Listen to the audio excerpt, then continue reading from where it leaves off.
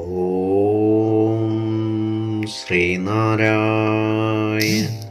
പരമഗുരവേ നമഃ. സുപ്രഭാതം. 1915 ദിവസമായ ഇന്ന് 2026 ആഗസ്റ്റ് മാസം 12 തീയതി ബുധനാഴ്ച, 1201 ആണ്ട് കർക്കിടക മാസം 27 തീയതി. ഗുരുവചനങ്ങളിലൂടെ ഗർഭിണി നല്ല കഥകൾ കേട്ടും പഠിച്ചും പ്രസവം വരെയുള്ള കാലങ്ങൾ കഴിച്ചുകൂട്ടണം.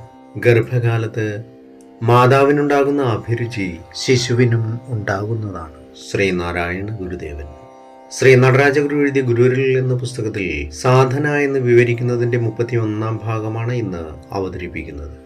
ഈ ജ്ഞാനാർജനത്തിൽ എപ്പോഴും അന്തർഭവിച്ചിട്ടുള്ളതാണ് ശിഷ്യഭാവം.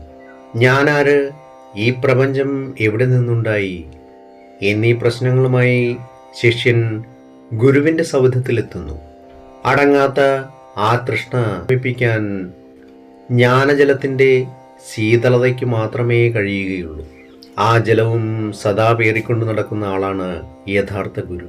ക്രിസ്തുമതത്തിലെ ഒരു ആചാരമായ ജ്ഞാനസ്നാനത്തിൻ്റെ ആന്തരാർത്ഥവും ഇത് തന്നെയാണ്. പിന്നെ ശിഷ്യൻ സ്വന്തം കാലിൽ നിൽക്കുകയായി.